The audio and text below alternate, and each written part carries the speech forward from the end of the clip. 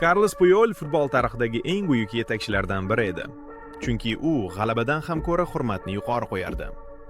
Barselonaning eng kuchli davrida kapitan bo'lib, u jamoadoshlari har qanday hisobda ham kamtar bo'lib qolishini ta'minlardi. Maydonda u haqiqiy jangchi edi, lekin hech qachon hissiyotlari o'yinning qadrini pasaytirishiga yo'l qo'ymasdi. Bir epizodda Gerard Pike tribunalardan tashlangan zajigalkani olib, hakamga ko'rsatmoqchi bo'lganda, Puyol uni darhol olib tashlab yubordi. U jamoadoshiga shikoyat qilish o'rniga o'yinga e'tibor qaratishni aytdi. Rayo Vallecanoga qarshi yirik hisobdagi o'yinda Thiago va Dani Alves goldan keyin raqs tushishni boshlaganida, Puyol butun maydonni yugurib o'tib, ularni to'xtatdi. Uningcha, raqibni masxara qilish Barselona o'yinchisiga yarashmaydi. Uning yetakchiligi hatto klubdan ketgan futbolchilarga ham tegishli edi. Ronaldinho raqib sifatida Camp Nouga qaytganida